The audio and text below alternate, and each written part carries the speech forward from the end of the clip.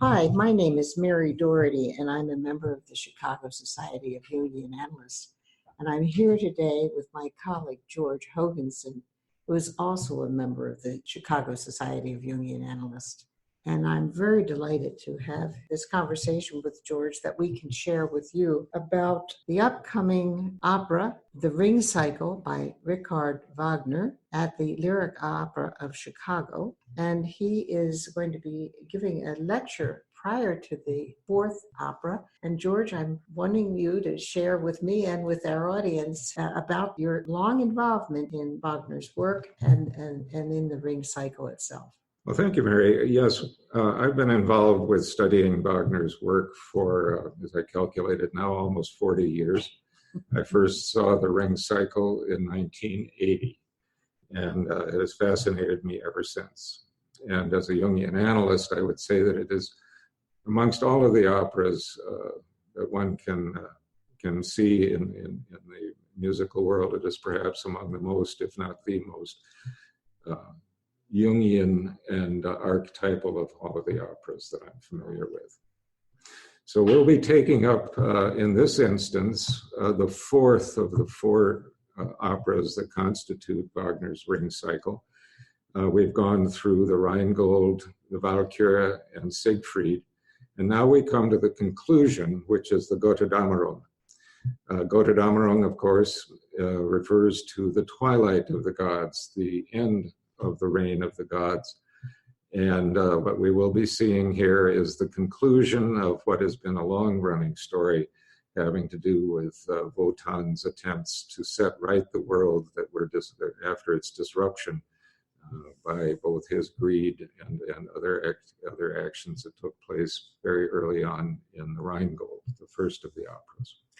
Well, George, I'm really looking forward to your lecture. I just want to share that I attended the other lectures before hearing these first three operas, and I have to say that your lecture was quite a gift to me because it gave me an understanding of the story so that when I went into the opera itself, I could really hear and listen to the music with depth. And so having this lecture before the opera is a real gift, I think, to all our members of the Institute, the Jung Institute, as well as other opera goers who can also sign up for your lecture. Yes, well, there are two principal aspects to understanding the opera. One is, of course, simply what the portrayal is, the dramatic course through the operas from the original arrangements that Wotan, the king of the gods, and Alberich, the dwarf, in their contest to gain control of the gold of the ring from the Rhine maidens. That's where things begin. Mm-hmm. And they set in motion a series of increasingly tragic events that take place as the contest between these figures unfolds through time. So it's very important, and what I seek to do in giving my part of the lectures here is to outline what the storyline actually is. The other aspect that is singularly important for Wagner's work is the role that his music plays. And that's actually going to be taken up by a representative of the lyric opera, Colin Luray, who gives an excellent overview of how the musical patterns unfold in the opera. And he'll be doing that in the lyric opera itself prior to the opera performance, but following the lecture that I'll be giving. So we'll have those two aspects. One is to unfold the story and to tie it into the larger mythological traditions that underlie it and that constitute the archetypal dimension of Wagner's operas. And it is, in fact, my hope that given that introduction to the story and the mythology, that the music will play a greater role in a person's experience of the opera. Well, that has been my experience, and I really recommend hearing both lectures to fully engage the magnitude of this opera. George, how do we find out about getting tickets to this opera and to your lecture? Well, Institute does have a small number, a limited number of seats available on the main floor of the Lyric Opera. And you can go to the Jung Institute website at jungchicago.org and find information on acquiring tickets through the Institute. It's a limited number that's available. And those are selling for $225 a piece, which is a discount off of the regular price for main floor seats of $279. That's great. If you have tickets already, and some people do, who are regular attendees at the Lyric Opera, you can come to my lecture for a fee of $25, which you can secure also through the Jung Institute website. And that would then be in addition to your having your own tickets available for the opera.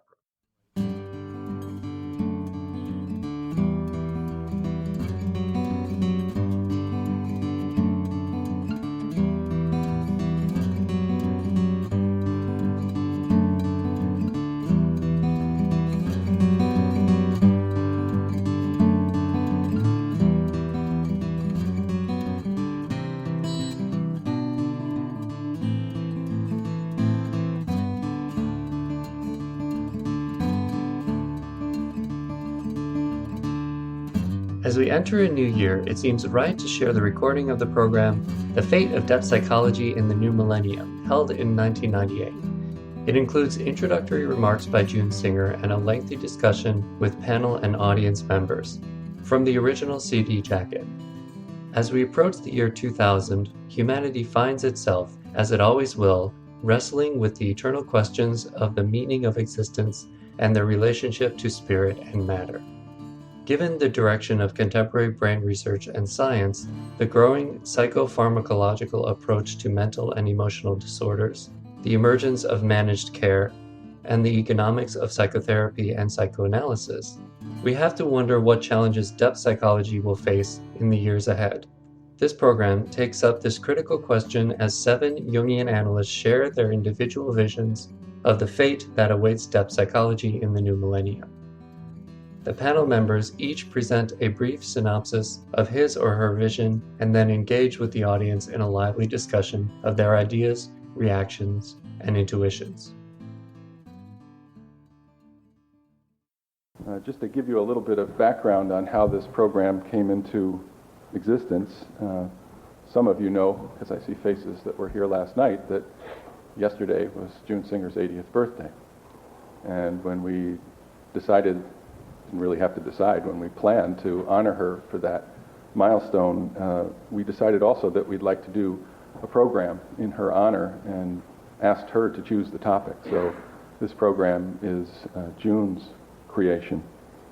And she suggested that we have some senior analysts on our panel and some of our newer analysts on the panel to give a mix of points of view.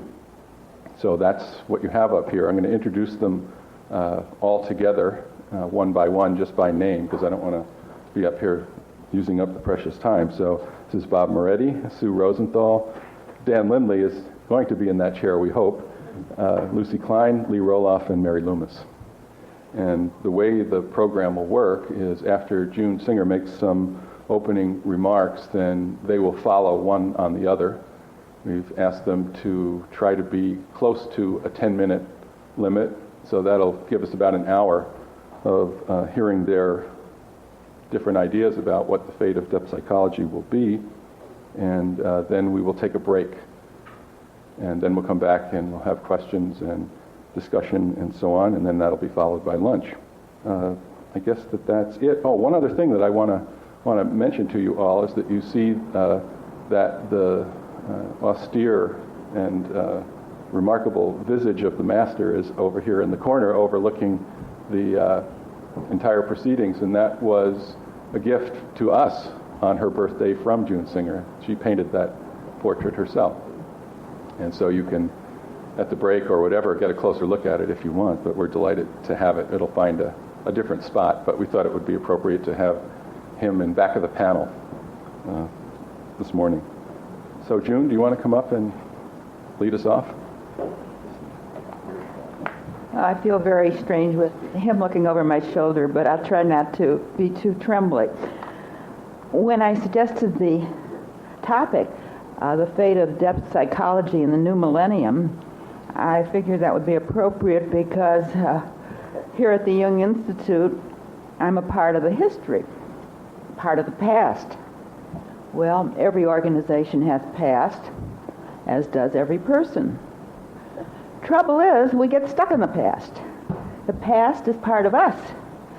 One of the tasks of psychology is to pull us out of the quagmire of the past and free us to go forward in time.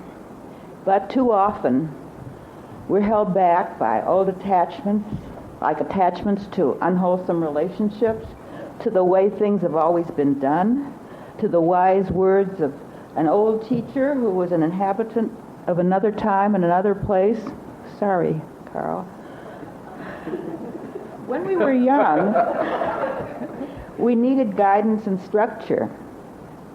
In our maturity, we need to take responsibility for ourselves.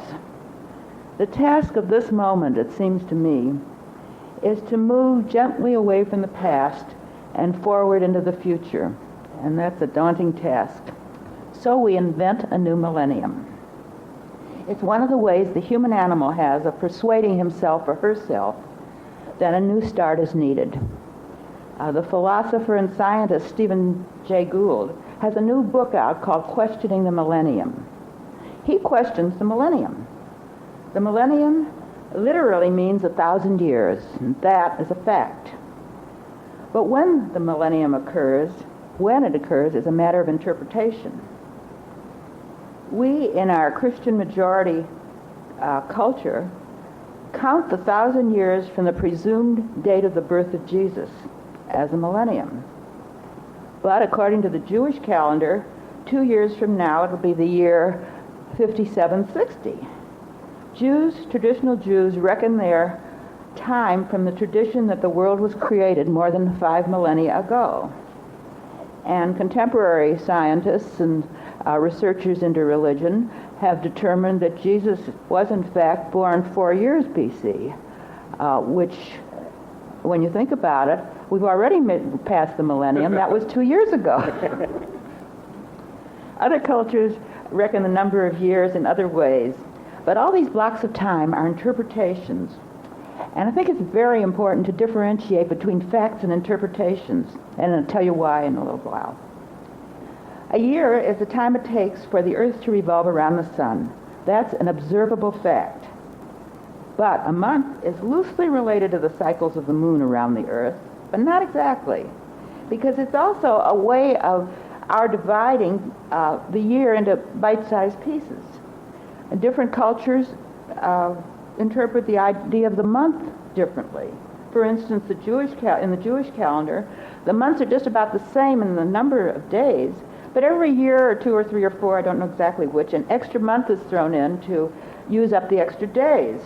So months really are an interpretation. So are weeks.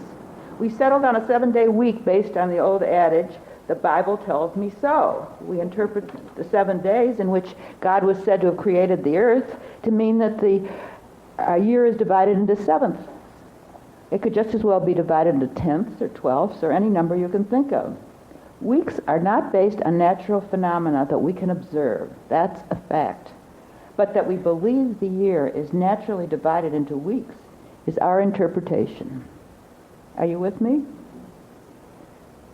In the field of depth psychology, more than any place I can think of, it's absolutely essential to differentiate between fact and interpretation, because depth psychology is a psychology of interpretation.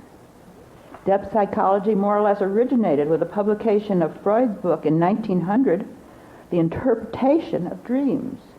He didn't present his remarks as facts. And dreams surely are an ephemeral experience. Some we recall, others evaporate before we waken. That's a fact. No one would deny it, because everyone has experienced personally the phenomenon of dreaming. But what we ourselves make of dreams, how we interpret them, is one of the basic foundations of depth psychology. Now, at the Jung Institute in Zurich, I had to pass an examination before I could graduate on the interpretation of dreams. Even then, we had to jump through hoops. You can bet your boots that I had to interpret a dream as Carl Jung would have interpreted it. And I did. And then the analyst diploma came along, and then later on a paper stating that I had been awarded a PhD, and another paper entitling me to practice psychology independently, all made it possible for me to diverge from the classical Jungian method I had learned so carefully and laboriously, and to modify it on the basis of my own observations. As I grew in my analytic work, I relied less and less on interpretation and more on my observations. I would observe the analysand's behavior in body language and energy flow and facial expression and voice, and all the other things that I saw with my own eyes and heard with my own ears. Those were the facts on which I based my interpretations. So what does all this long preamble have to do with the subject of death psychology in the new millennium? Well, first, it shows us that we don't need to take the idea of the new millennium too seriously. It's not a fact. It's our society's interpretation of the need for change, a new day dawning. Jung's theories, or anyone else's theories for that matter, don't need to be taken as facts, as the way things are. They are one person's interpretation of observed phenomena. When we meet with a new situation, especially if we are therapists, or with a new person, we must be very careful not to wrap that person or that situation in the cloak of anybody's theory and imagine then that we understand that person. We may know a great deal about people in general, but the person before us knows more about himself or herself than we can ever know, because we have not the personal experience of being that person. So it's our job to observe closely and to listen carefully rather than to judge. The intellect is a judge. The artist is a perceiver. We need both in the art and science of depth psychology. But unless we perceive first and discover what is there is no way we can make a valid judgment. Someone told me recently that she had heard a talk by former Prime Minister of Israel, Shimon Peres, that old war hawk, talking about boundaries. And he said, the only way to be secure is to have your neighbor fulfilled. He's learned a lot over the years, perhaps from his battle scars, and he's become a figure of inner wisdom. Perez also said, you have to see what is in the future. This speaks for intuition. That's a way to gain information. The unconscious is perfectly capable of piecing together what consciousness perceives and making sense of it. So we need to trust our intuition. But we need also to check it with what we have observed. I have found in my life that trust builds trust. Suspicion breeds suspicion. Hate generates hate, and love cultivates love. The pessimist says things are in such a mess, there's nothing I can do about it. And he's right. The optimist says the world is full of opportunities that I can use to make things better. The optimist is absolutely right too. How we interpret what we see determines what we will do with it. So I think that depth psychology needs to throw away much of the outdated stuff from the past that clutters our vision. Old enmities, stubborn belief systems, the unwillingness to consider a new idea, clinging to what has been comfortable in the past, figuring out how we can win at the price of another's loss. Meditators are right. Clear out the chatter and listen in silence. Find out what people, including yourself, really need. Not what they want, what they need. If the old ways, or even the current ways, are not moving people toward a more integrated and wholesome life, then what do they need to take a new path? Don't tell them, ask them. elicit the information from them, regard their experience with respect, as they are very real as experiences. They are facts. And if you interpret them in a way that may or may not be helpful, remember that yours is only one of an unlimited number of possible interpretations, so offer them with humility. Many new ways are open to all of us in the new millennium. So let's look at the facts and our various interpretations and our fantasies of what yet may be. I will turn the mic over now to our first speaker, Bob Moretti.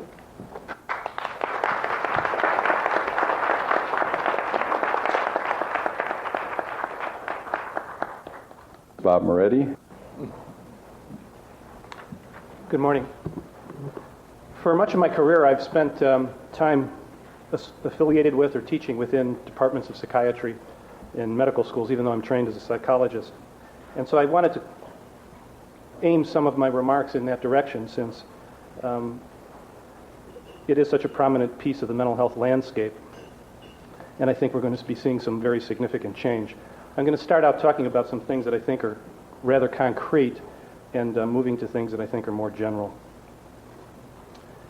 Also, the concrete things I think are easier to predict. There's a lot of talk about the managed care industry in mental health, and I think what we will see is that the managed care industry is going to collapse of its own weight. Indeed, this is already starting to happen, requiring larger and larger mergers for insurers to survive. Eventually, there'll be a single insurer, probably the government, as in many Western countries. But that doesn't mean that analysis will be a covered service. In fact, I feel almost certain it will not be.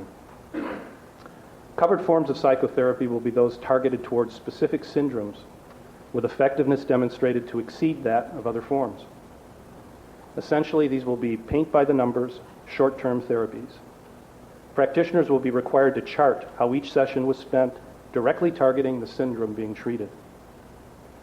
So I see an increasing split between structured forms of psychotherapy and what we know as depth psychology.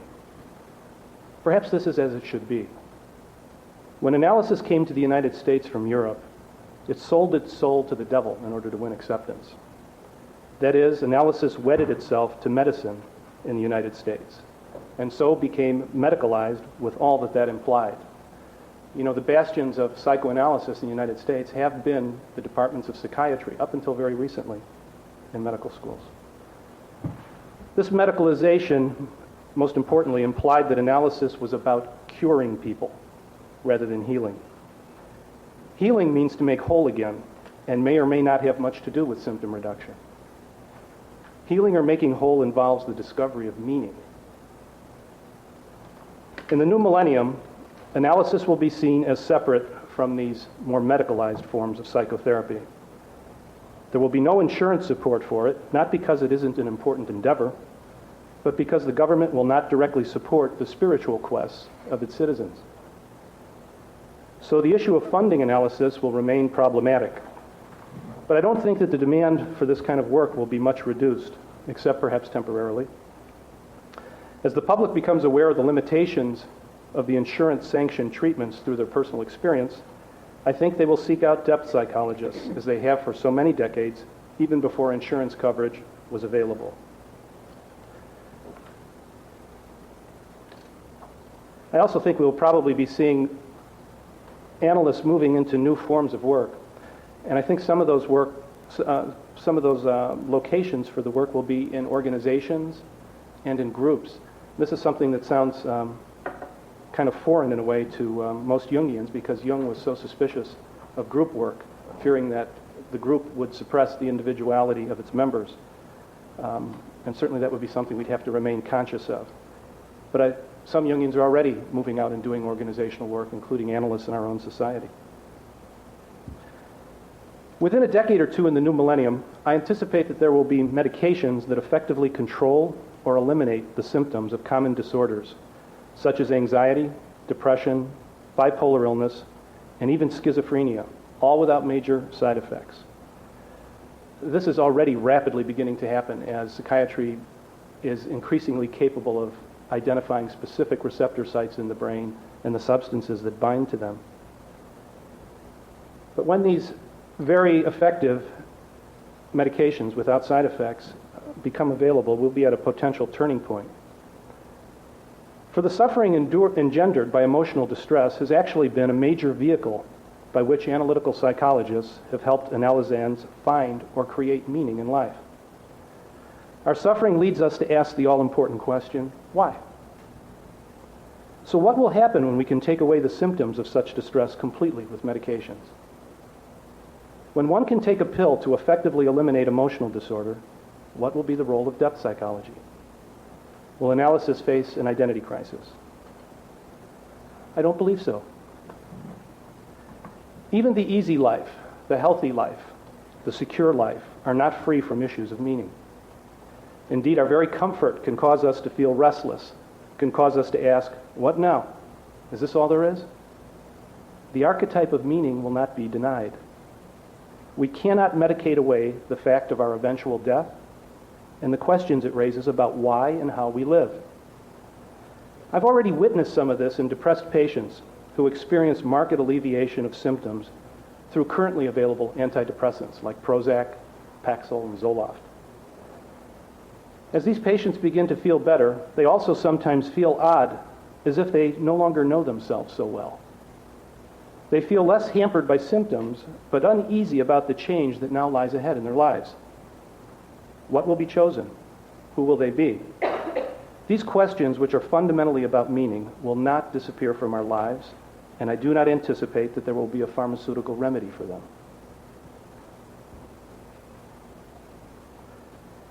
As analysis becomes freed from its unhappy marriage with medicalized forms of psychotherapy, the transpersonal aspects of our work will become more widely discussed and will be recognized as a central feature of what analysts do and are known for doing.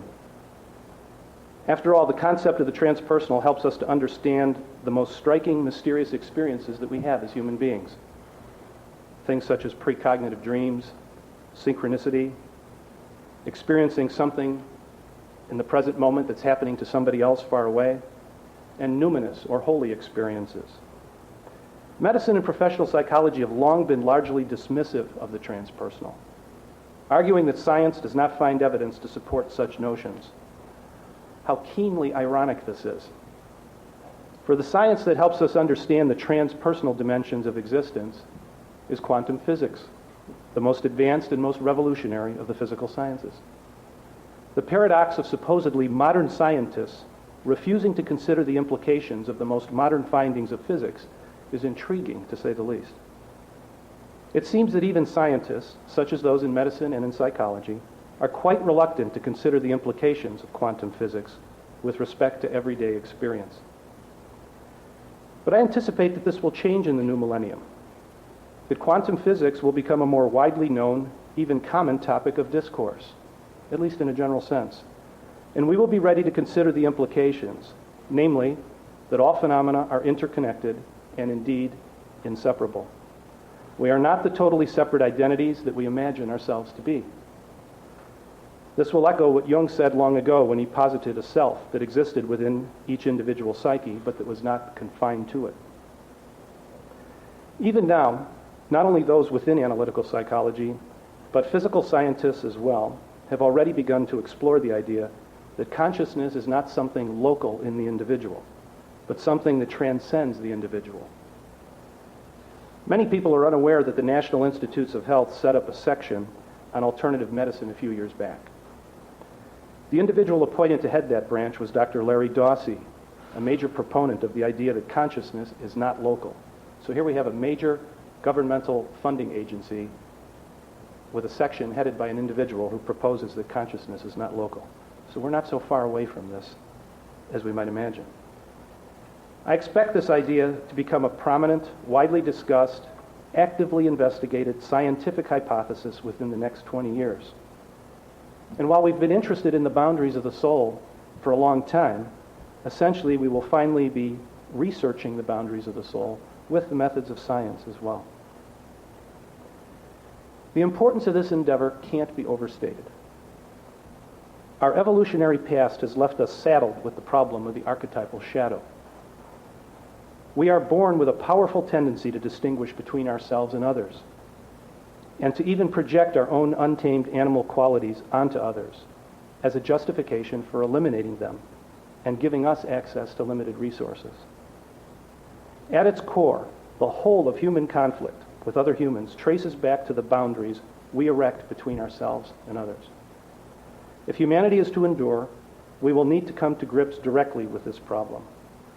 The charting of the transpersonal nature of our existence in the next millennium can serve as a powerful counterbalance to the archetypal shadow by teaching us that our boundaries are not as we believe them to be. Thank you.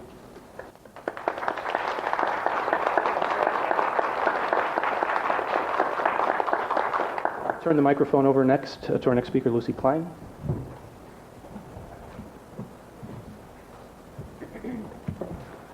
I had to laugh when I look at the order in which Peter had us speak. And I thought, isn't that great? He's really knows what I'm going to talk about, the union of opposites, because he's got listed a thinking type, a feeling type, a thinking type, a feeling type, as you go down. So Bob was a thinker and I'm the feeler. So we'll, in dominance, we should say. Of course, we all have all of them. But in my fantasy, the fate of depth psychology, the opposites in the psyche are coming closer together in consciousness as the soul continues to evolve. As the opposites become closer, they may unite on some level for a moment, resulting in a new birth, maybe even a new universe. As we go ever deeper into psyche, perhaps we will discover more and more universes, as we are discovering these today in the outer world or in the physical world. Perhaps we will grow towards a harmony of the spheres as the shadow feeds us more knowledge of ourselves. At least we will grow more tolerant of each other as the shadow reveals the other side of each of us. Some people may see the need for depth psychology in an analytical setting to diminish or even to disappear in the new millennium. But I believe that as long as there is an I, we will always require a thou. Dialogue will continue to be essential. Perhaps communication will be different, even beyond verbal expression. There have been incidents of a closer coming together in events reported in the newspapers. While I was growing up in a small town in the South, there was always a big upheaval whenever a Methodist married a Presbyterian. For each believed that their doctrine was the only way to salvation. The distance between Presbyterians and Methodists was not nearly as great as the distance in the other world besides Tupelo, Mississippi, as the distance there between Catholics and Lutherans in other parts of the world. Yet recently we've had newspaper articles like the one in the New York Times on June 26, 1998, in which the heading states, "The Vatican settles a historic issue with Lutherans after a 500-year split." It concerns the issue of salvation through grace or justification. On September the 11th in the Chicago Tribune, there's a report entitled, "The Wall Between Science and Faith Will Crumble." On October the 16th in the Chicago Tribune, there's an article with a heading, "Pope argues that faith and reason must intertwine." Nature and spirit, the supreme opposites, will surely growing closer together, and if some people have suggested, may even be the same. In the New York Times on August 16th, in the book section, is a review of a book called Open-Minded, Working Out the Logic of the Soul. I've not read the book, but in the review, Mark Edmondson answers the criticism that psychoanalysis does not cure. He suggests that we should use another name or another approach for the mentally ill. He believes we should limit deep psychological or analytical work to those who are mentally healthy but want to grow and change as Bob Moretti has mentioned today. Hopefully, as the new millennium approaches, we will continue to work on our relationships with people. Now, dream interpretation has been going on for a long, long time. Even in ancient Egypt, in ancient Greece, there was epidaurus, where people would come for healing and for growth and evolution. They would come and present their dream. They did group dream work. They did dancing. They did music.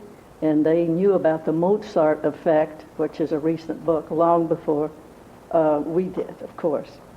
For a while I was in analysis, I went through a transition period where I was working with a woman and a man at the same time.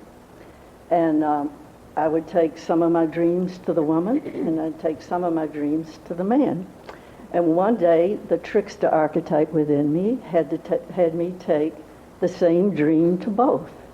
I was amazed to get two completely different interpretations. So then I thought, well, I could have my view. What would my interpretation of this be?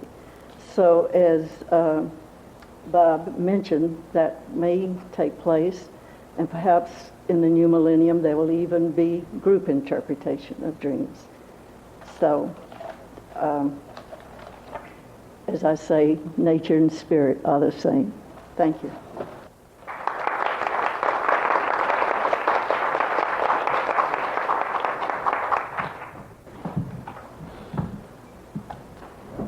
Dan Lindley.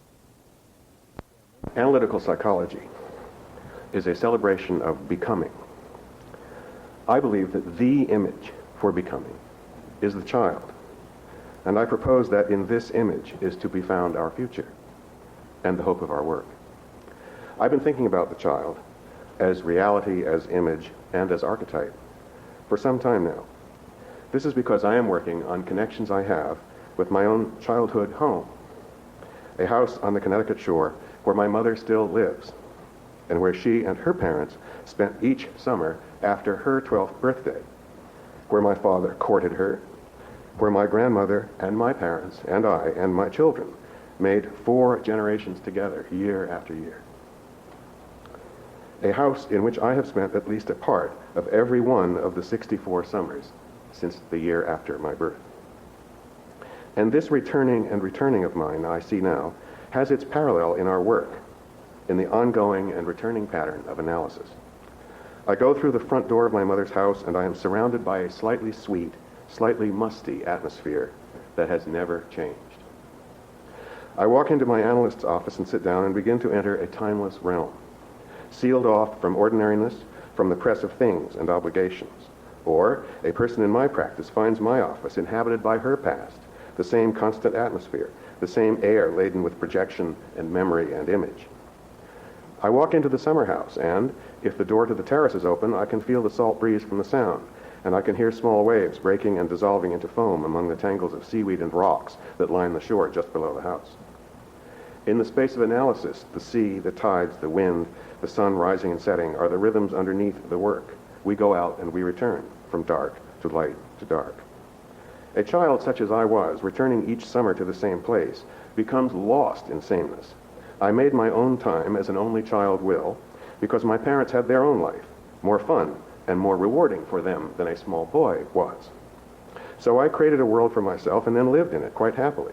What I was missing went into the dark, in the ways you all know so well. Time stopped, and the moment of the house stretched out. The past of school, of schedules was gone, and the future became unnecessary or irrelevant all summer long. As in analysis, a dream is constellated from a timeless place. It hangs timelessly in the air between two people. It may excite or frighten or seem crazily useless. It may open a deep space we fall into, a shock, the surprise of the utterly new. In the house, a storm, in fact a hurricane in 1938, shook the walls. Wind and rain stripped the leaves from the trees and plastered the south side of the house with them. A gigantic willow tree fell. Gales peeled shingles off the roof and water streamed into the attic and then from bedroom and living room ceilings. Waves and the high tide bent the terrace doors and seawater washed through the front hall. We could not hear ourselves over the voices in the wind. The storm passed. The repairs were made. The house, like Psyche itself, is both unchanging and vulnerable, safe and threatened, moving and unmoved. I, the child in the timeless realm of summer, dropped into the timeless archetypal ground. But that same child, growing and exploring in this unvarying space, found himself caught up in the inexorable flow of time, represented by learning to swim, learning to ride a two-wheeler, learning to drive, to kiss. One summer, an aunt, sleeping peacefully, died. A few summers later, my grandfather, surrounded by medicines and IVs, died in another upstairs room. Years later, when my father, a lover of landscapes and gardens, lay dying in that same room, he could see, outside his window, a maple tree I'd just had planted for him. It flourishes now, shading the terrace. Oh, as I was young and easy under the apple boughs, time held me, green and dying, though I sang in my chains, like the sea. So in our work, we go in and out of time, and thus in every session, the child in us experiences both inexorable change and eternal presences. Each year I grew older, but each year the tide pools among the rocks filled and emptied. Each year the sun set into the sound beyond Griswold Island or Hatchet's Point, and each year in the gathering darkness the herring gulls and the black-crowned night herons squawked their nightly choruses from distant rocks and from a rookery on a nearby hill, shrieking in unison and then quieting mysteriously, only to start again. Each year, lying in the dark with the bedroom window open for the sea air, I listened and wondered. In our work, we descend into such dark, timeless realms, and we return to the mundane daylight. We provide a place where this is safe and indeed honored work. We provide the safety of return together with the threat and the reality of moving towards something as yet unknown to us and to the people with whom we work. We enter training to find these things out for ourselves with necessary help. Tennyson's Ulysses speaks to us. Something, ere the end, some work of noble note may yet be done. The lights begin to twinkle from the rocks. The long day wanes, the slow moon climbs. The deep moans round with many voices. Come, my friends, 'tis not too late to seek a newer world. It may be that the gulfs will wash us down. It may be we shall touch the happy isles and see the great Achilles whom we knew.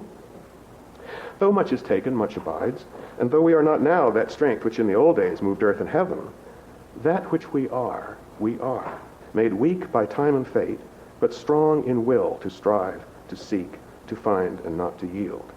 And here's T.S. Eliot describing a world both inner and other, a world to be forever explored. The river is within us.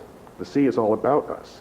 The sea is the land's edge also, the granite into which it reaches, the beaches where it tosses its hints of earlier and other creation. Home is where one starts from. As we grow older, the world becomes stranger, the pattern more complicated of dead and living. Here and there does not matter. We must be still and still moving into another intensity for a further union, a deeper communion through the dark, cold, and the empty desolation.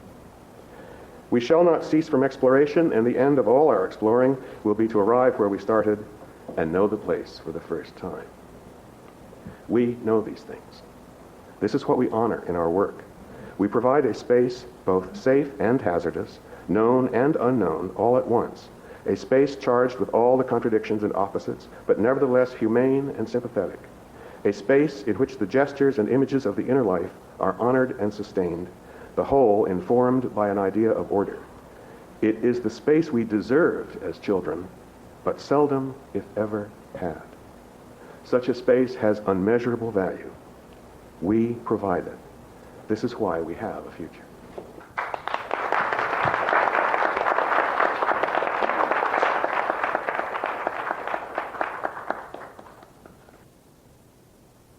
Mary Loomis.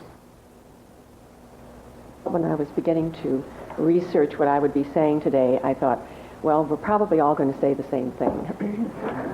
And yet I see the flow of what's happening, and I'm always quite amazed at when people come together, what the greater majesty is.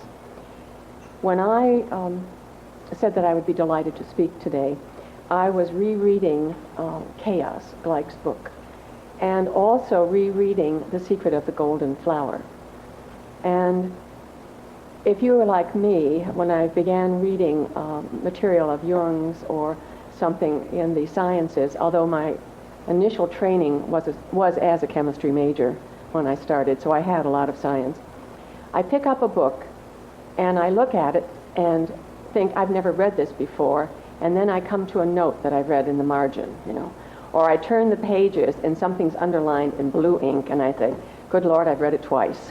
but reading it for the first time. But what struck me with chaos is that we use that term for something we don't totally comprehend. But chaos is not chaos if we have an Archimedean standpoint. We can see this as an evolutionary process. And I feel that what we're undergoing now in the Institute and in the collective is this emergence of a new pattern. But chaos in the Native American tradition that I have studied for years, is called the creative energy of Great Spirit. So it is a blessing and a newness coming out. And just as June had said, pay attention and observe, I began to reflect on the observations that I could see around. Because another teaching that is said in this twisted hair tradition is that the future determines the present and the past only predicates the form. So that if we're looking at, in the chaos theory, the shape is continuing in a new way. The essence repeats. And I think the question is, what is the essence? What is the essence of Jungian psychology that is going to be moving forward in a new form? And I stopped and I thought, when I began training, there were maybe a shelf and a half full of Jungian books that were quite esoteric and hard to come by. And now you have Jungian writers on the New York Times bestseller list for weeks. That was not true. When I first began looking at what was going on, I thought, what is the difference between Jungians and other traditions, other depth psychology traditions? What is happening here? What is the difference between Jungians and other traditions, other depth psychology traditions? What is happening here? And, of course, there is no such thing as accidents. I picked up my little booklet from the Michigan Psychoanalytic Association, and they are in the midst of a huge split. One of the things that I thought was very amusing, they have a full-page ad because it's all very academic and very orderly. But now they have a branch that has split off called the Academy for the Study of Psychoanalytic Arts. And they say, I really keep this humorous, the exercise of professional discretionary judgment and the mutuality of agreements between analyst and analysand are the foundations of psychoanalytic endeavor. And although there would be a strong adherence to confidentiality, they say you have to recognize there's an absolute incompatibility of psychoanalysis with healthcare. And I thought, they're agreeing with what's been said so far today. And they say the incompatibility of psychoanalysis with accreditation standards. The individual's desire to participate in psychoanalytic process for the purpose of self-discovery and self-determination serves as its own justification. And they say they don't want disease, illness labeling. They want that out. But they say psychoanalysis does not require the keeping of medical records and you're not bound by the duties to report or warn or protect. Should not be in the hands of third-party payers. Well, I think that this is a reaction, but I thought it was very amusing that it's happening everywhere. That there is this feeling that what we've had is moving and disappearing. But where is it going? So as I was reading, and a nod to June when she said, Carl, you're fine, but I refer to him as an enlightened Victorian, and my friend Brenda said, and an acting out Victorian. True. But we are not in that consciousness. That was 70 years ago. And we have a different perspective today to look at what he wrote.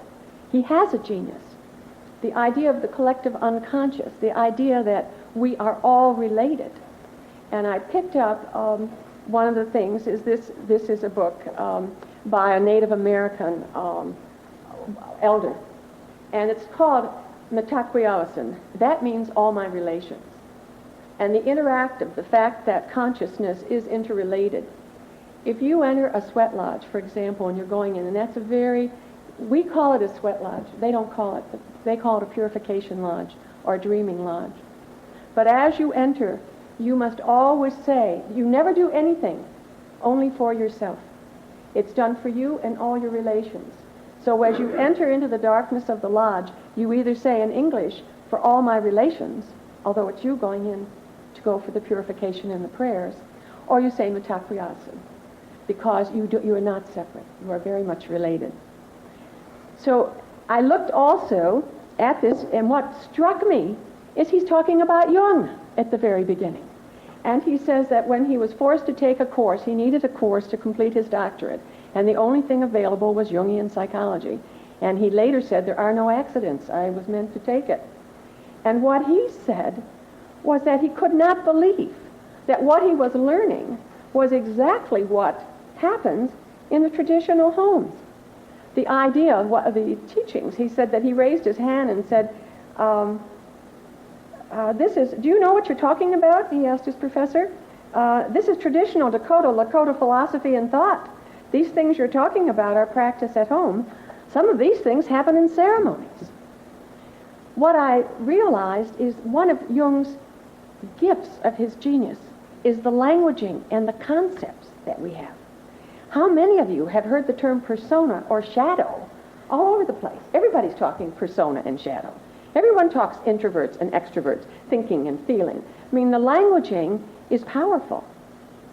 And I think that part of what we have is an awareness that we have to move in a new way. When I began studying to become a Jungian analysts were still on a pedestal. They didn't have to conform. Well, it was nice if you could get third-party payment, but that wasn't required. Licensure wasn't required. You could, as long as you wanted to and were called to do it, you could move in and become a Jungian analyst. And there was a great deal of respect and honoring of that profession. But what happens now? What I see happening in Chicago is that the area is becoming saturated with Jungian analysts. But it's not regional. And then I notice organizations like the Interregional Society that have regional training facilities, that they still have a lot of applicants because they are not sticking to the old form. When I trained and I traveled from Detroit to Chicago, it was extremely, extremely difficult to be here every Tuesday night. We are excluding many people who would like training by sticking to the old model. What I find is that universities like Pacifica, the university out on the West Coast, that meets on a monthly basis and then 1 week during the year to establish more of a continuity in a residential program. Since they've been accredited, I happen to be working with someone who's in her third year out there. She said that they are bursting at the seams with people wanting in, and they are highly qualified people. If you want highly qualified people to come into a training program, then you have to make it so that the training program doesn't require them to leave family or leave children or leave their profession. It's easier to do it on a weekend. I also see happening the increase in people who would be called Jungian psychotherapists. They're coming out now anyway. So why don't we involve and move forward in that regard? Then there are people who don't want to be Jungian psychotherapists, don't want to be Jungian analysts, but they have something, a massage therapist or a body worker, and they would like to take some courses. What are we offering for them? I think that when we are looking at what the future is holding, we have to say, how are we different? There's a very active, as I quoted from here, a psychoanalytic organization in Michigan. They offer all kinds of things. Where are we different? My sense is that we are different because we acknowledge the spirit. And I don't think we're here to become a substitute religion. But I think we are here because, as Jung talked about, that we carry the image in the self, that divine image, that divine spark. People are moving inward to reconnect on their own in the Gnostic way, to know themselves, that direct connection with the divine. I think that is our gift. I had a new client about a year ago who came in to see me. And she said she had worked with a local psychologist and a local psychiatrist. The psychologist, a female, when she mentioned me, said, "Oh, well, Mary Loomis is a mystic." And then she mentioned it to the psychiatrist, and he said, "Mary Loomis is a guru." So I thought, well, okay, that's where we are. I've got my credentials, like June said, my piece of paper that says I'm entitled to do this. But I'm also aware that that is our gift. When I began my training, there was a lot of popular discussion that Jungian analysis would lead to anarchy, that you would have people breaking down the structures. And what has happened is that that's partially true, because as individuals have claimed the authority for themselves, they're no longer willing to have someone else tell them what to believe or what to do. But the paradox there that I find to be so true is that as I honor the integrity of someone else's soul, they're honoring their right to discover who they are, that there is in them engendered a respect for someone else's right to be who they are. So there is a great multiplicity. Many of you know, or maybe you don't know, that Canada, the name for Canada really is an Indian term meaning village. And the Canadians have never tried to be a melting pot to make everybody into one big chaotic stew. They've always preferred to look at themselves as a rainbow, that with whatever someone brings in, that it is an enrichment for all, and they're not trying to dampen down what the individual is. I think that where we are is that we are going forward and honoring the integrity of each person, because each person is a reflection of us. That we are not isolated, we are one family. And we have to move forward in that way, but we can't shed our responsibility. There's a collective evolutionary process. Wherever I talk to someone who's talking about their children or grandchildren, there is a general consensus that they're so much further ahead. I look at my children, and I have a 25-year-old grandson. I look at him, and their consciousness, I was nowhere near where they are. They're way ahead of where I was. There is a movement that we are a part of, but it's going to go on with or without us. But we have a part to play.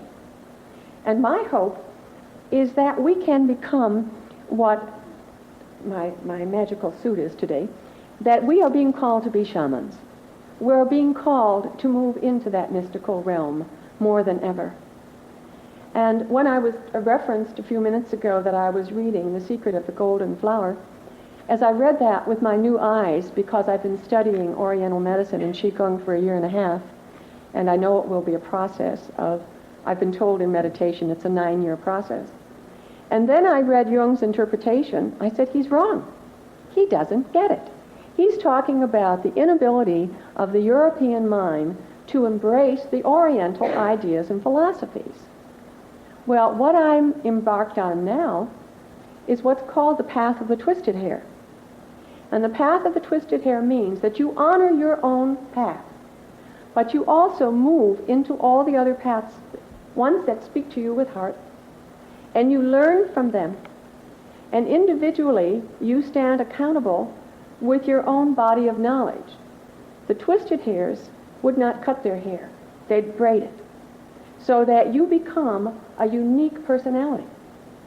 I think that's what's being called for, is for us not to try everyone in a Jungian mode, but to encourage the individuality of each person, and to recognize and respect that the integrity of each person's soul will lead that person where that person is supposed to be.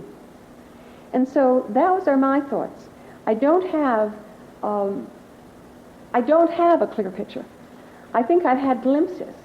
I know what I don't want.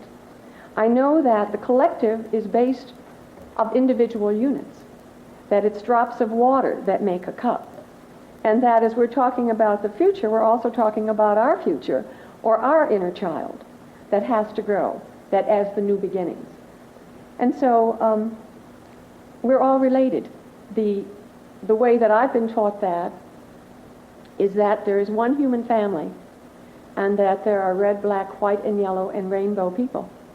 And the teaching is that we are to have open heart-to-heart communication, and that is mitakriyasa. So for all my relations, thank you.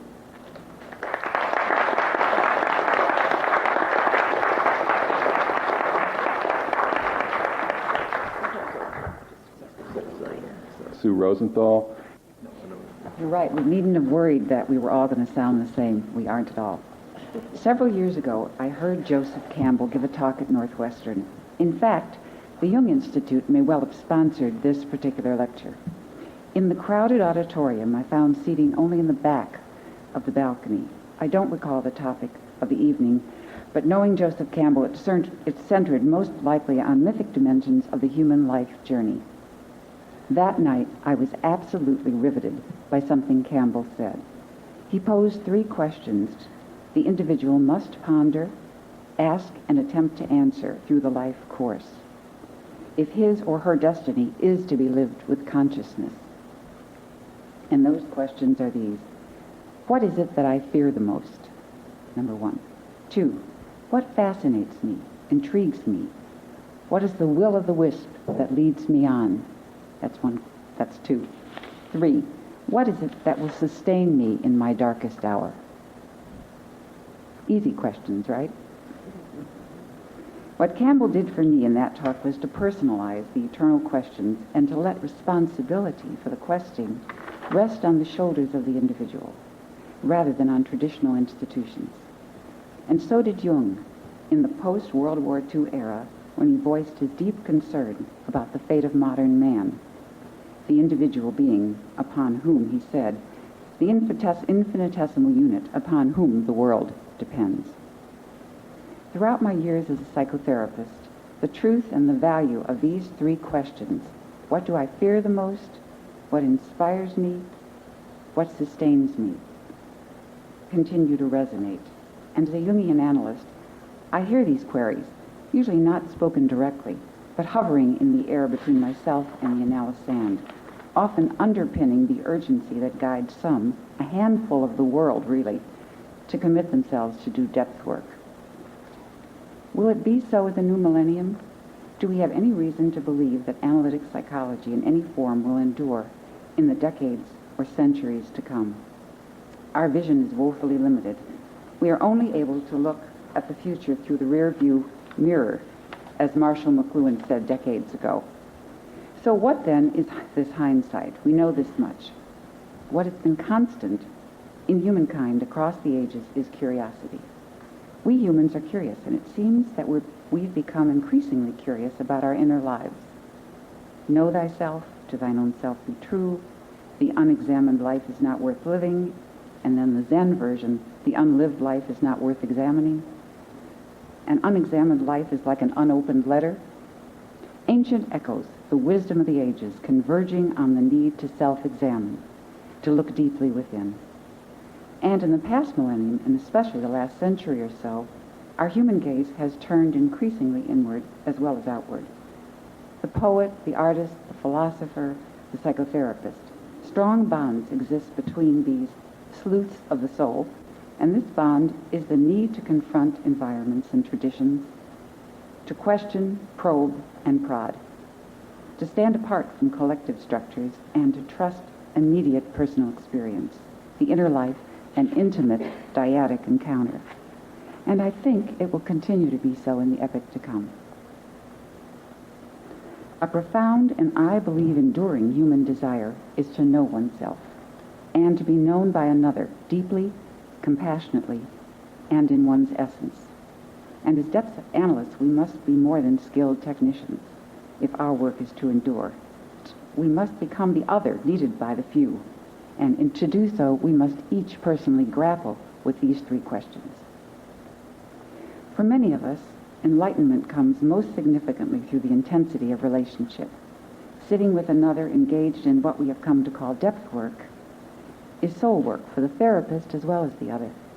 In another era, perhaps, analysts would have been pastors, seers, wise women or men, shamans. Individuals will continue to come to such individuals for spiritual renewal, emotional nourishment, out of a longing to speak from the heart one to another, or for transformation, the desire to burst from the narrow cocoon life that one has been living and to emerge reborn in some altered form. This need, this yearning, will increase, not lessen, as the culture continues to grope and fragment. We will live longer, have more autonomy, more opportunities. The world of the future, I think, may not necessarily know of Jung. In fact, his name probably will never become a household word, but his ideas will continue to infiltrate and influence popular culture. He intuited that the old social structures and fundamental institutions were breaking down, family life and community patterns fragmenting, and modern man left with his or her spiritual cravings, often unmet by traditional religious forms, community life, or notions of family commitment. He sensed modern man in jeopardy. Depth work values the ruptures, the breaks in the rhythm of daily life. Today or tomorrow, the depressive pit, the sleepless panic, the shadow-laden nightmare may well be sealed off or salved by medication. In the future as now, many will go away grateful to be returned to the realm of the familiar. Others, always, I remind you, always a few, will become curious about the autonomous and creative source in the psyche, this architect of the inner life, and seek to know the self in depth. The ruptures will be there in our outer life as well. The meaning of family life and kinship will, I believe, extend and expand, challenging all narrow tribal conceptions. It may be increasingly hard for the individual to project everything he or she does not want to know about self by foisting it off on someone else. When far out becomes close in, kin and neighbor, as the globe shrinks increasingly, we shall be forced to face personal shadow, to take responsibility for our own attitudes and prejudices. It is just these encounters with otherness, in the world or in the inner life, that can cast us adrift and will, I believe, ensure the survival of depth psychology. I think there will be a progressive integration of the spiritual teachings of the East and West, and I credit Jung with knowing this almost a century ago. I agree also that he drew limitations where there may not be. He urged us to see that both yin and yang, or as he chose to call it then, the masculine and feminine, are essential to balance. Balance in the psyche, balance in the universe, and that the psyche can and must hold these opposites. The more I become my individual self, the deeper the connection I realize with all other selves. Perhaps the real therapy will be one with vision, not only of the individual, but one that asks, how does the depth work of any particular person affect, perhaps even transform, not only the individual, but the world? The questions themselves are key and will always be there in the human psyche, a reliable source of angst and renewal.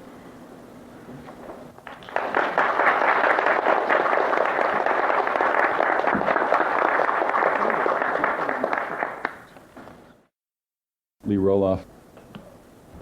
If you ever have a temptation to doubt the power of synchronicity, I suggest you abandon your doubt. June's opening comments are echoed in headlines in today's New York Times in the art section, in which there's a review of the Freud show at the Library of Congress, and the headline is Verbal versus Visual. And I thought I would just read these two comments from the article, that Freud was essentially an anti-visual person. He championed the talking cure rather than a looking cure. Freud had an intellectual defense against art and wanted to turn art into text. And then later, concerning the historic work of Charcot, as a visuel, a man who sees, who looks until he understands, as time went on, Freud distanced himself from Charcot's opticality. Once he began developing his own ideas, he concluded that seeing was shallow, while hearing went to the depths. I don't have more to say on that. But far more profound is Leonard Schleyn's new book, The Alphabet versus the Goddess, the conflict between word and image. And this book is an enormous gloss upon the remarks of June.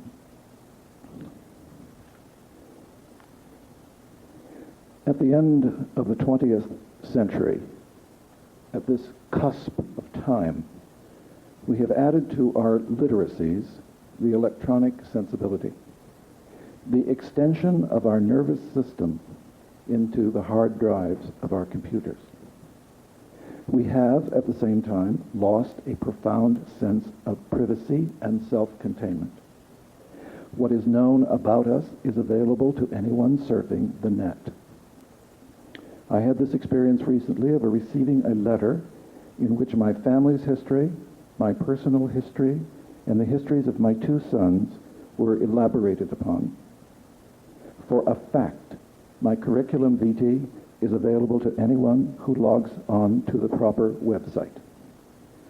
To live with a sense of privileged privacy is a delusion at the end of this century. Privacy was a fact in the 19th century. It is an illusion in the 20th and 21st centuries, as proven in our national angst of political life. A dedicated zealot can sit across the street from an analytical office and hear everything said with perfect clarity. Our electronic sensibility was preceded by typographic sensibility, and before that, chirographic sensibility, and before that, the orality of culture, in which all that was known was contained in the human imagination and performed by those whose responsibility it was to put the performance of psyche into cultural consciousness. We call these the bards, the chopes, the rhapsodists, etc. Writing supplanted this. Printing altered the productivity of literacy forever. And by the 20th century, a great deal has happened, and most of it plugs into walls or is activated by batteries. Thank you very much, Marshall McLuhan. Our cultural globe lives with all these literacies simultaneously.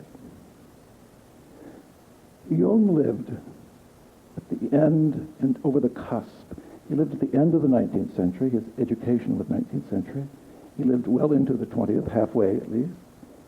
But we must remember that the century of his nourishment and the century of his nurturing was the European sense of romanticism, the exploration of the romantics into the elaborate, intricate interiority of the self, a reaction against the Enlightenment of the 18th century. Putting Jung in that context, it's interesting to reflect that as a matter of fact, Jung never made it comfortably into the 20th century. He lived with his values in the past, and he was without question a student of the manuscript culture, the medievalist, the alchemist, one who looked to the past for guidance and understanding of the universality of the human condition. He was never really comfortable with 20th century literature, art, music. For him, James Joyce and Pablo Picasso were not the inheritors of an enlightenment and the achievement of a refined ego. Their performances of the unconscious in culture was, to put it politely, an anathema to Jung. Great art was classical. Contemporaneous art was pathological. For example, he never understood the phenomenon of cubism, the visual representation of multiple perspectives simultaneously, which is exactly the experience of dream consciousness in every person. He never acknowledged the visual representation of his own inner experience. That's interesting to me. Jung did not live forward, but favored an achieved state of consciousness conveyed with rules and traditional values. It was his pursuit of the past which led him to the very doors of the collective unconscious. Contemporaneous expressions of the collective unconscious were contained in the consulting room and valorized within the consulting room, but not necessarily experienced or valorized in the cultural edifices of concert halls, museums, and theaters. To consider what the future of psychoanalysis might conceivably be in the 21st century, we must be remembered of Søren Kierkegaard's observation, or as they say in Denmark, Søren Kierkegaard, of Søren Kierkegaard's observation that life can only be understood backwards, but must be lived forwards. Now, thinking of that and calling your attention to the immediate past, I would like you to activate your right brain, and I'm going to ask you a question that Leonard Shlain asks in The Alphabet versus the Goddess. What for you are the two most famous photographs of the 20th century?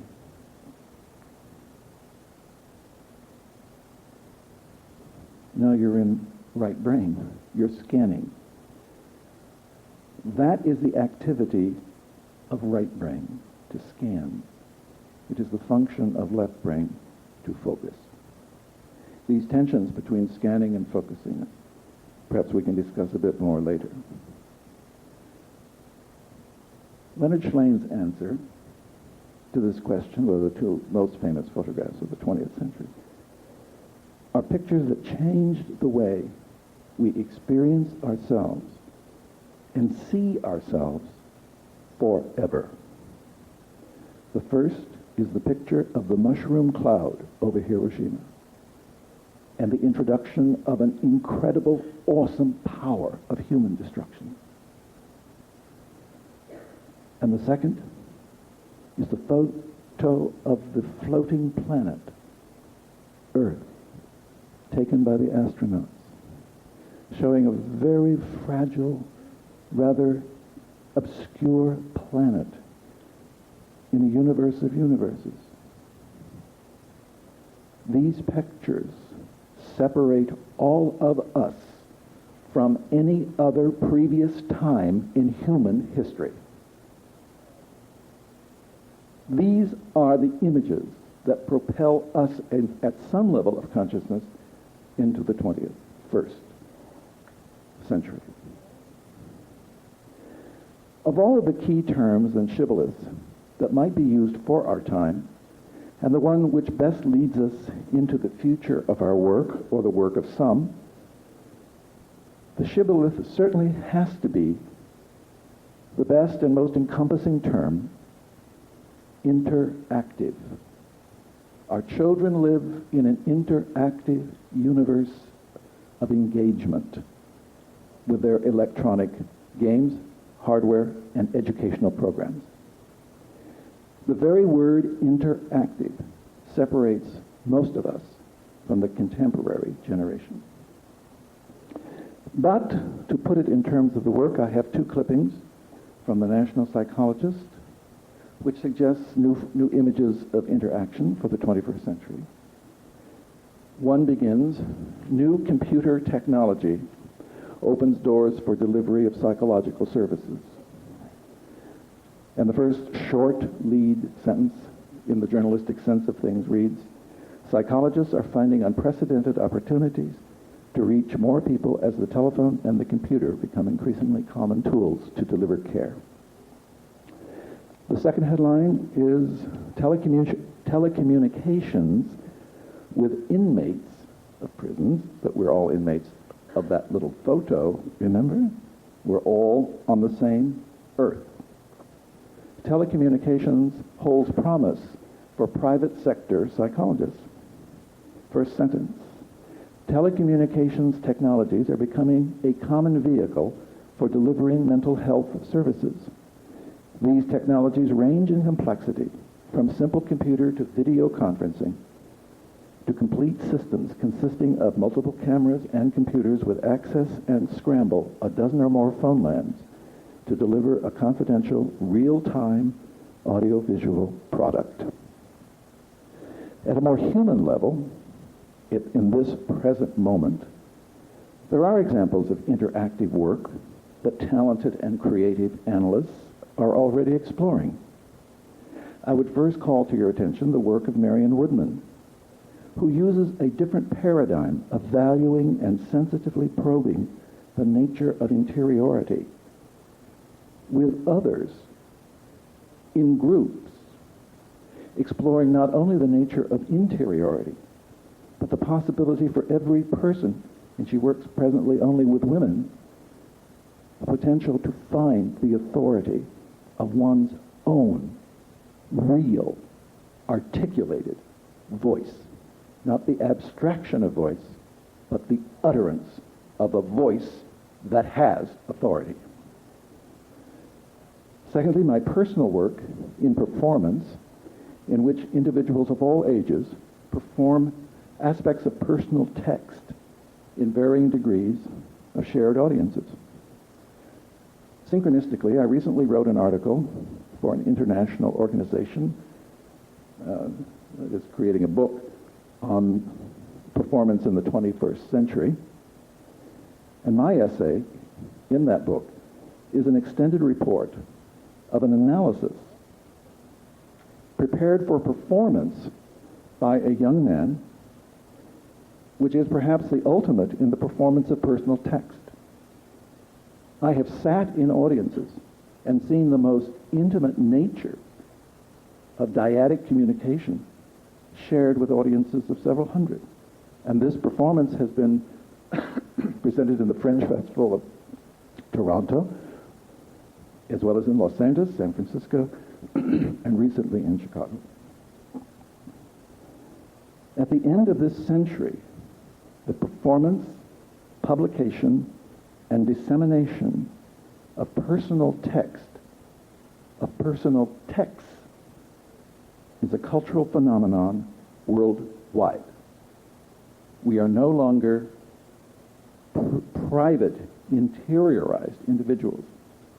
As a matter of fact, in the same New York Times this morning, there is a very long article about those who are sharing the nature of their inner lives.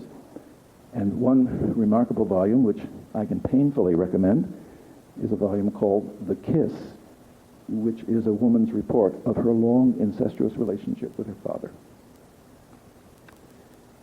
In short, the future of psychoanalysis is linked to a return to right-brained consciousness and a cultural shift from page to screen. From linear left-brain dominance to a subtler dance with right-brained numinosities. These dances are where our children live. It's where they live. Jungians, by predisposition of the genius of Jung, are potentially those best prepared to engage the 21st century's challenges. And if it is a return to the power of the image, what Leonard Shlain has termed the return to the goddess, then it is no accident that this sullen craft of analytical psychology is being led by a legion of women who might very well be the carriers of culture into the 21st century. Men have not done too well at this. I had an interesting reaction when I read an article in the New York Times last March, and I thought this one statement by Robert Michaels, an analyst, was quite interesting. We are experts not in helping patients learn facts, but in helping them construct useful myths. We are fantasy doctors, not reality doctors. We don't help patients decide what is true. It is important to show them that they can organize their experience in many ways, that they can become comfortable not about what happened in the past, but they can become comfortable with uncertainty and ambiguity. We are all asked, as we move into the 21st century, implicitly asked to increase our ambiguity tolerance, not reduce it. People with low ambiguity tolerances will have a hard time in the new millennium. I recently read Peter Gay's remarkable book, The Naked Heart, The Bourgeois Experience from Victoria to Freud. And I thought this comment that he makes towards the end of the book was the most prescient comment regarding our own time at the end of this century. While he's writing about the end of the 19th, the world in which Freud and Jung functioned, it has a peculiar resonance to the time in which we are living. He writes, "For the Victorian bourgeoisie, flooded by torrential, deep-running currents of change, the end of the century was beset with uncertainties. They had at their disposal two drastically divergent attitudes toward their inner life. Defensive discretion or bold exploration. Often enough, something of both. The appeal of the conservative mental style, the urge to keep things as they are, is profoundly embedded in human nature. It sustains the comfortable feeling that one may trust the directional signs culture has put up, that the trajectory of one's past virtually promises that the future will hold few surprises about one's place in the world or one's essential loyalties. But the 19th century, committed to innovation, offered challenges at once exhilarating and unsettling to established habits. It experienced dramatic movement in virtually all areas of life. The Victorians were compelled to cope with dazzling achievements in technology, to say nothing of the modernization of politics and fierce debates over the claims of nationalism.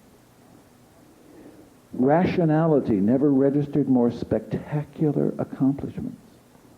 And yet, irrationality in many guises flourished as it had not for many decades. In 1904, in a single issue of the highbrow German periodical Hochland, one writer cataloged the triumphs of technology, while another agonized over the revival of regressive mysticism. It's another version of right brain, left brain. The modern doctrine of individualism was a road to personal freedom and psychological isolation alike. The almost hysterical insistence of 19th century bourgeoisie on the sacredness of the family was a symptom masquerading as an ideal. It attests to the sense of cherished presuppositions in danger. That was written about the end of the 19th century. We have just had published a real assault upon the value of the family by Miss Harris, entitled The Nurture Assumption. If you haven't read it, do so. It will wake you up, at least. You may not agree, but it will wake you up. My sense of the work, of the future of the work, is to find increasingly more expansive vessels in which it may be contained, for there is no one place in which the work can take place. There are multiple vessels for the multiple explorations of the individuation process. Our challenge is to live with tolerance with the highest levels of ambiguities. And when I lectured at Northwestern, this was always my last comment on the last lecture of a particular course. And never to let your eyes grow old, and never to let your ears grow tired.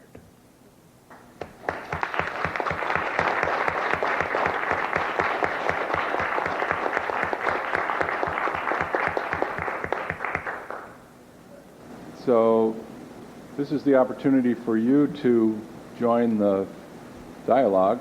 If you have a comment, a question, observation, whatever, this is the time. So the mic is right here, and you're welcome to join in anytime. Well, I would like to begin by pointing out how important Dan Lindley's comments were, because currently in Chicago at the Steppenwolf Theater, in a play by Charles Mee entitled The Berlin Circle, the child is in the center of the circle. And the significance of that cannot go unnoticed, particularly in light of Dan's comments. Very stimulating time. But what you just said about the play, and I've seen the play, reminded me too of an important image in the play, and that is everyone fighting over the child. And I think that can happen too. A theme. There are several themes that I have heard throughout all of your talks, and one is valuing or having a sense of tolerance, of ambiguity or difference, and individuality versus group, and how to tolerate both. These opposites, union of opposites, science and faith, faith and reason, saying that these things must intertwine, and then someone talking about the path of the twisted hair, the braid. I was introduced to Jung shortly after beginning law school, and was very distressed by the limited view that reason was the answer to everything. And then I was introduced to a group of Jungian analysts who seemed to think that the self, or faith, if you will, or right brain, or individuality was the answer. And I felt that both were like prisons. And one thing that I've noticed since being in Chicago that makes me very excited about being here is the idea that we're allowed to struggle with both, and both are valued. And while at the same time we're trying to build that bridge, ego-self axis, and strengthen it, and value the self, we're also being asked to be held accountable, to give something back to the collective, to present ourselves in a way that's also requires a strong ego. And I guess I'm reminded again and again that someone said during the talk, I believe it was Dan, the shadow reveals more knowledge of ourselves. And I think the Jungian community can fall into a trap as well if we don't notice our own shadow. And then we have, maybe managed care appearing because clinicians aren't being held accountable. Or we have Richard Knoll appearing, writing about the shadow side of Jung. And in maybe a distorted way because we haven't tackled those things ourselves. So I just wanted to make that comment and maybe hear what you have to say about those things. Thank you. One of the things that I've encountered are someone saying to me, how do I know when it's really my inner self, my higher self, or an inner knower speaking to me? Because we can get caught in traps of our intellect, of what we should do or what's the right thing. And two responses come to mind. First of all, your higher self, the voice of your inner self, capital S, never makes you feel guilty, never makes you ashamed, never fills you with self-doubt. The voice is always clear, a statement of fact that just comes through. In one of my instances, after a series of problems, the voice came through and just said, "You can't control everything." Well, that was pretty powerful because I like to control everything. The other is, in the Native American way of looking at the human personality, they talk about a body-brain and they talk about the mind-brain. They're not looking at a mind-brain distinction. So we're talking about your brain and your body-brain. Now, we would often use the body-brain as instinct. And the truth is, your body-brain never lies. You'll get a bit of information, and then your thinking brain will try to put it down. And one of the processes is beginning to respond to the body-brain. And I think that we are in this area of paradox and talking about the yin and the yang, or the right or the left brain. Again, it's going to start with each one of us. That reminds me of a line of Anne Sexton: "The body never tells us lies about ourselves. We do."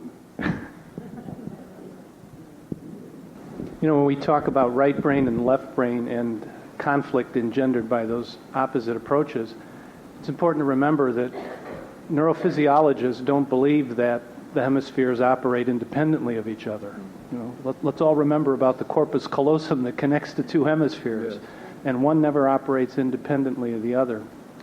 And the other thought I had about Stephanie's remarks about the conflicts between these varied approaches is that if you take a higher position, if you imagine for a moment, get outside yourself, your individual self, and imagine a self that binds us together, perhaps there's a plan or a path or an intended evolution. And our individual conflicts are part of working out that evolution. And it's really important then to respect the person on the other side of the table when you're having the conflict, because even though you're certain of the rightness of your position, that other person's position is absolutely necessary.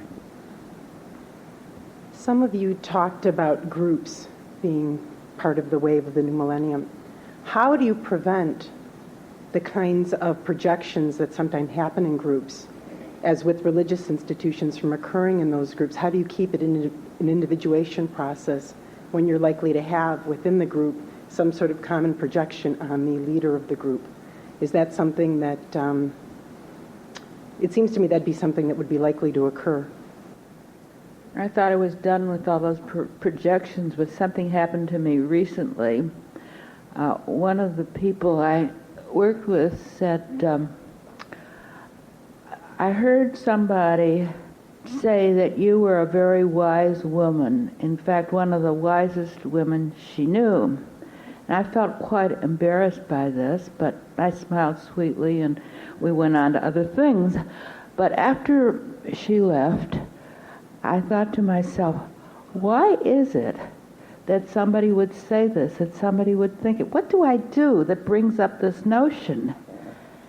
And it occurred to me that maybe it had to do with my recognition. I really don't know anything about this person, but the real wisdom about this person is in that person. It just hasn't been evoked.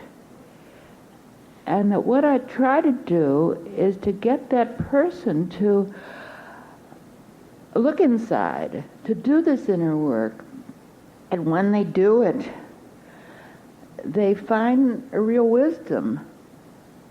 And they think I've done it for them. But Lee here just said something very interesting, and it's something that I concur with. He didn't say it to you, he said it to Lucy and me, that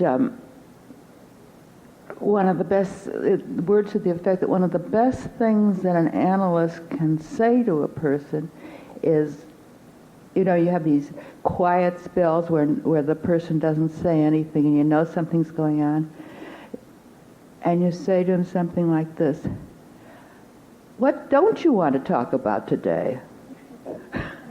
Could you comment on that, please?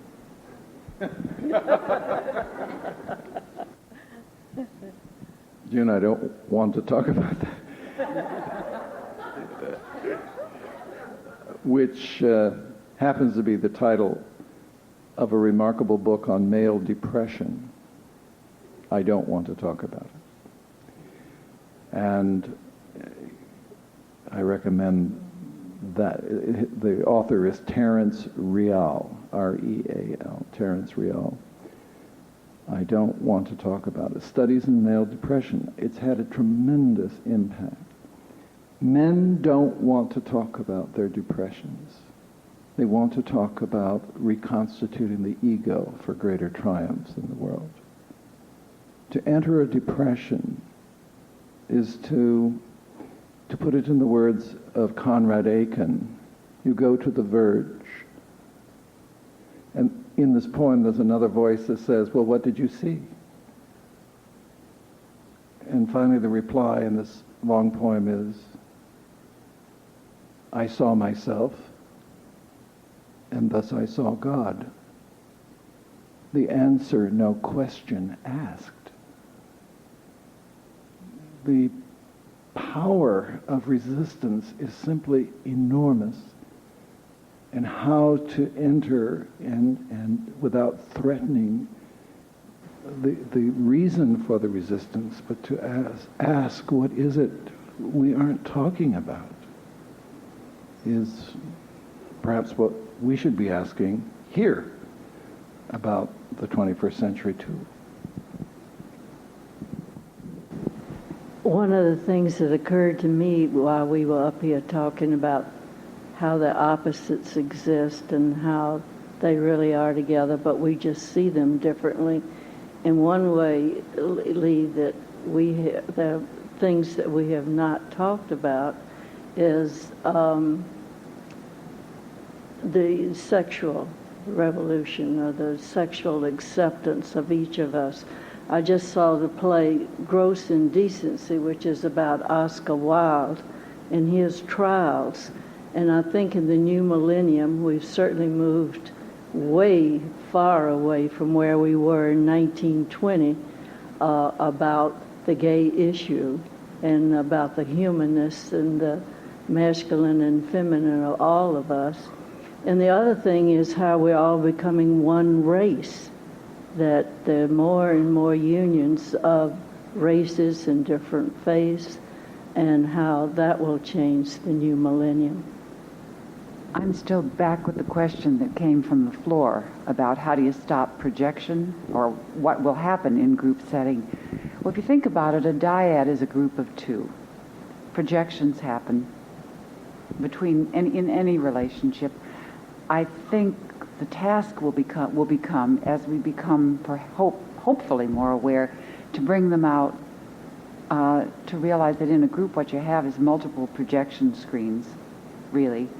And the task is to get to see them and to get through one's projections to seeing and feeling the real person behind them. Yeah, I think that it's a very important question that you asked, because it's the very question that was at the foundation of why Jung was not very enthusiastic about group work.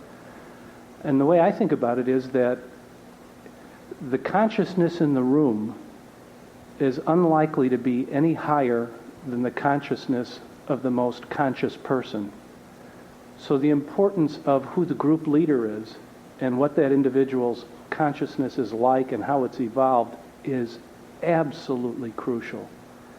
And I think what makes it even more difficult is that when you decide that you're going to lead a group, there's almost a presumption that you are conscious enough, you're evolved enough to see through the projections of the people who will be members of the group.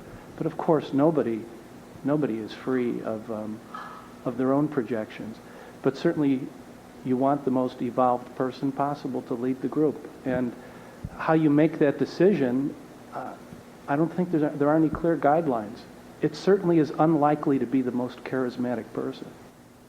I'm a rare Jungian. I've had 16 years of training in group psychotherapy. And my experience has been that I was not a very charismatic person, but I always worked with someone else, okay, because I'm a body worker and we would do holding and regressive work. And the way that we worked together as a group was that each person was responsible for their own work. So at the beginning of a group, everyone would make a contract about what they were going to work on.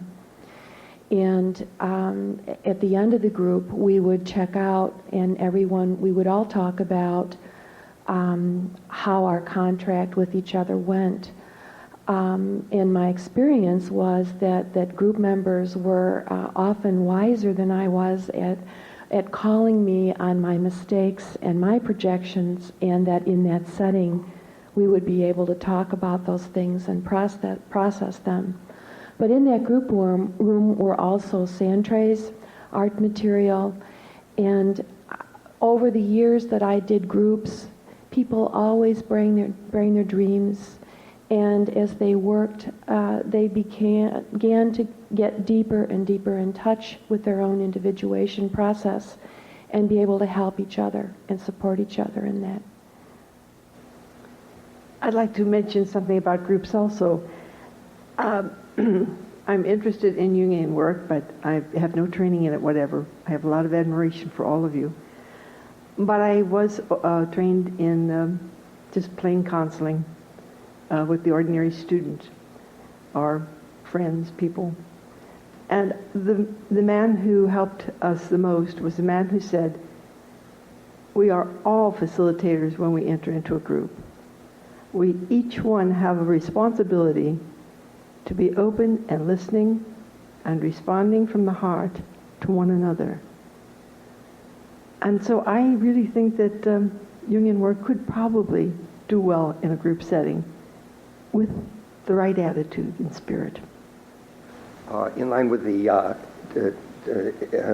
tendency of the panel to speak of transitions from earlier eras to a future one, I would like to ask at least the ones that I know might have background of interest in this area.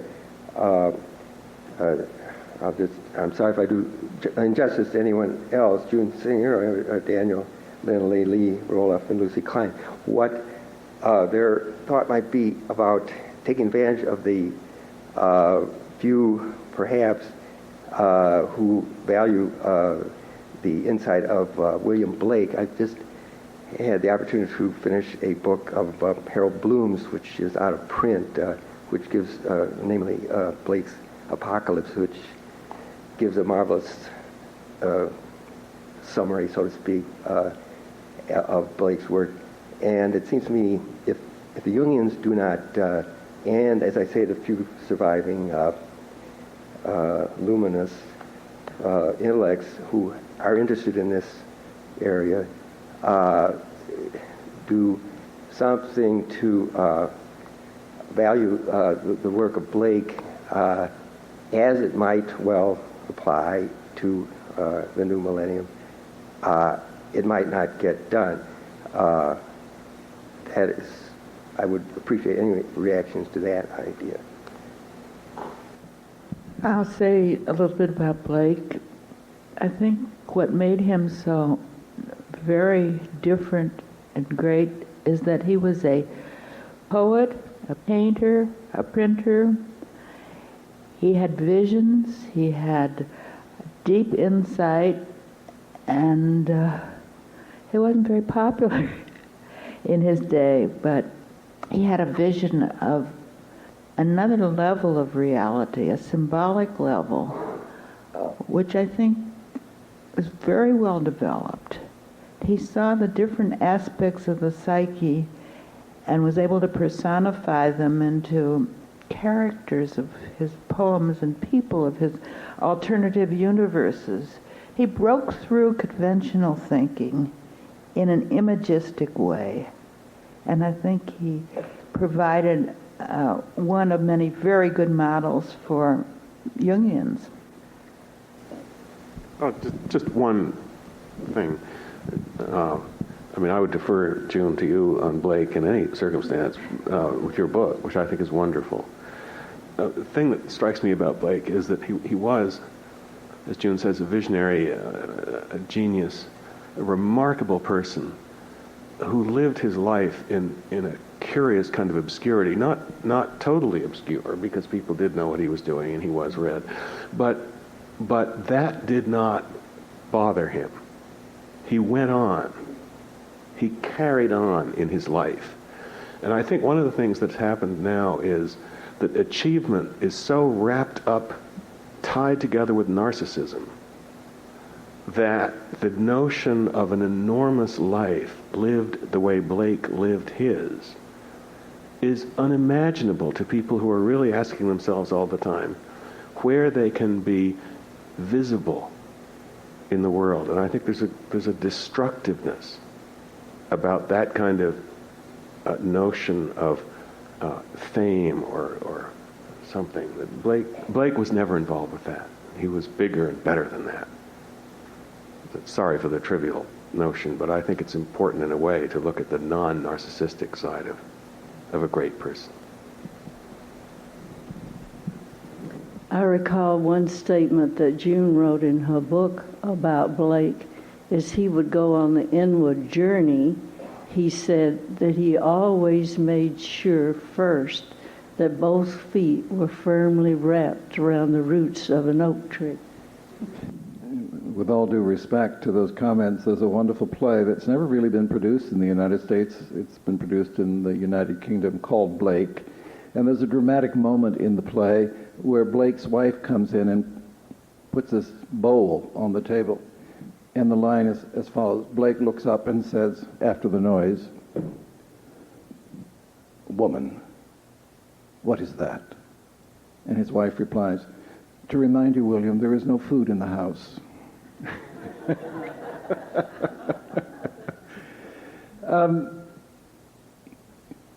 We have very few poetry majors in American colleges and universities. We have tens of thousands of radio, television, and film majors in art schools, universities across our country and in the world. As a matter of fact, in May, I'll be attending a conference on such things in Wales.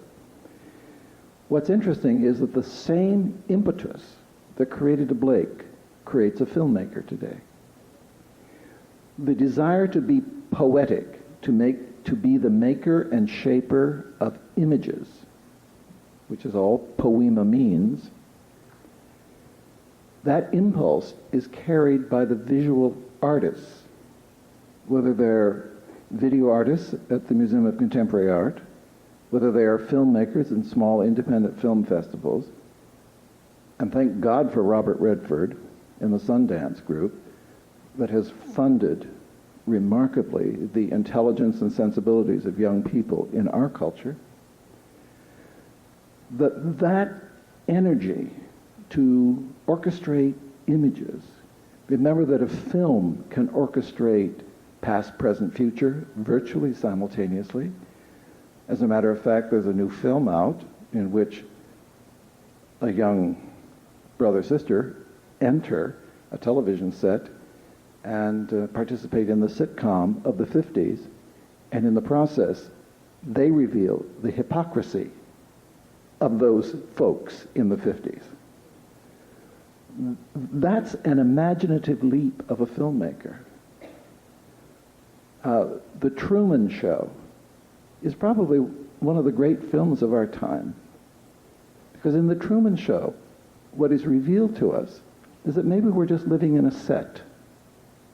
Maybe we're being manipulated by some director, brilliantly played by Ed Harris. And that when we finally bump up against the edge of reality, as Truman does, and realizes that he's been a victim of somebody else's desires to create something, that narcissistic issue that Dan is talking about, he walks up the steps out of the set, and he stands before an open door, and what's beyond the door is utter darkness. And the director pleads with him not to leave the set. And Truman goes and walks into the void. Pretty powerful stuff. Pretty powerful poetry. Well, this morning I've had the pleasure of listening to many very learned and well-reasoned comments about the future of the Jungian movement. And I must say that your goals and aspirations are most admirable.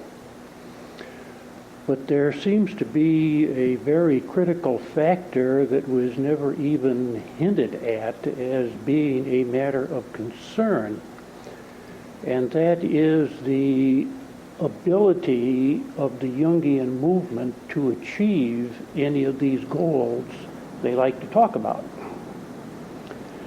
Now, I'm very much concerned with this, and I'll try and tell you briefly why I am. I started to study Jung before his works had been collected by Bullinger. It tells you how far back it goes. As Princeton University Press started to come out with these books, I left a standing order with Crocs. Whenever a new one comes out, get it for me. And I collected them over a period of 10 to 15 years that it took them to print them all. I have read them all. I have recently reread them all.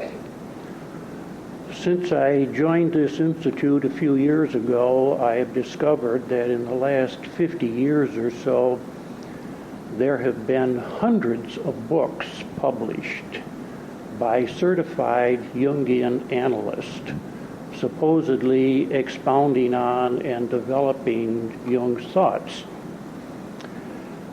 So I figured, well, I should know a little bit about this, so I read a few dozen of these works by prominent professional Jungians. I've had to stop reading them. I can't take it anymore. I'm sorry. There are some things in there that describe clinical experience, which I find very good. But for the most part, when I compare this, what I call the secondary literature, to Jung, whose writings I still find fascinating, it's their triviality that comes across. And in some cases, it's not even confined to triviality, it's confined to gross misconceptions of what Jung was talking about. And it's not just the books that I read, because I find that the ideas expressed in these books are quite representative of the approach to Jung taken in the classes taught at this institute, which I don't take many more of, by the way. I took a lot of them in the last 3 or 4 years. I do not see the understanding and the skills, not of this, just this esteemed panel, but of the Jungian movement in general as developing and advancing. If anything, I see it retarding. And then I hear all of these, beautiful statements today about the need for Jungian thought and applications and the things that they hope to do, and I'm sitting back there wondering, yeah, that's great, but who's going to do it and how? And I wonder if any of you have made any observations similar to mine. Have you ever been presented with concerns like this before? And maybe you could tell us, quite frankly, how do you think this 100 or 200 or 300 volumes that have been published by Jungian professionals in the last 50 years compares to Jung's works, and what have they done with it?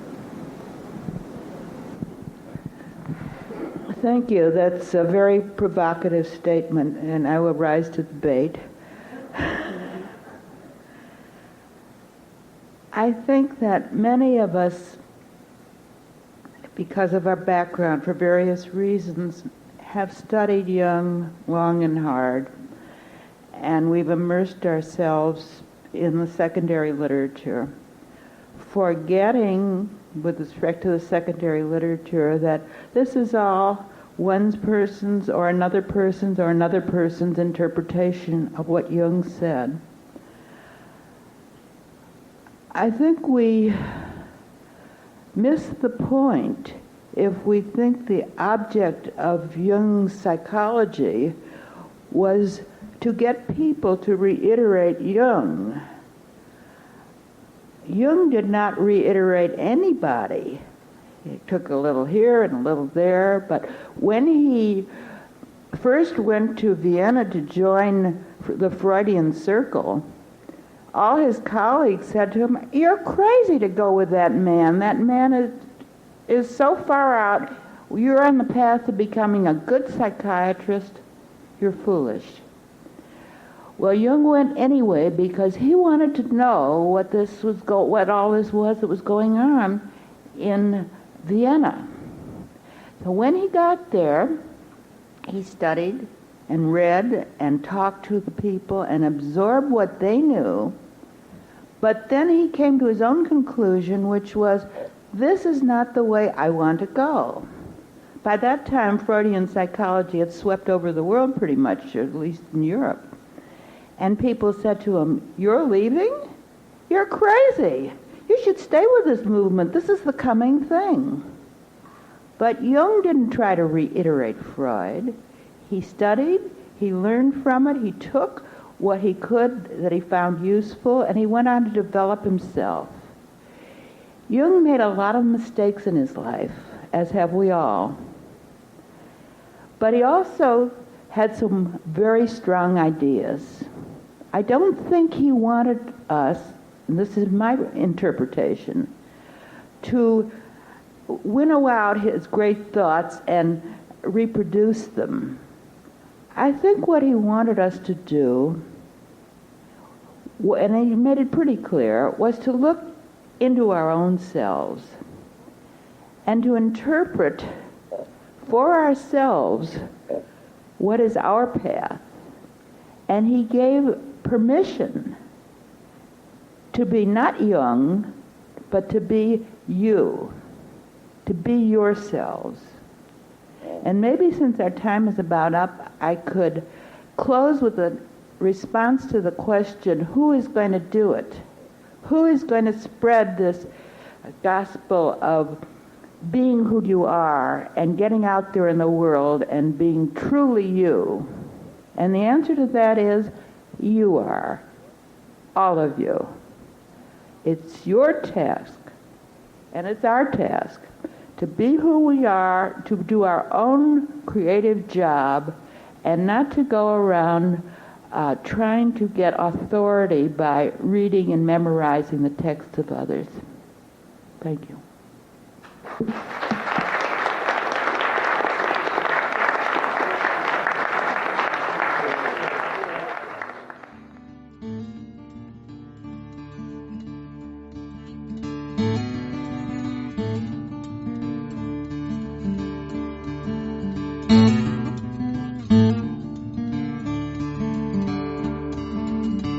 This podcast is distributed under a Creative Commons Attribution, Non-Commercial, No Derivatives license. Share it all you like as long as you maintain the attribution to the speaker, but please do not change it or sell it. If you like this episode, tell your friends about us or leave us a review on iTunes. For more information about classes, training programs, videos, audio, this podcast, or to find a Jungian analyst near you, visit our website, www.jungchicago.org.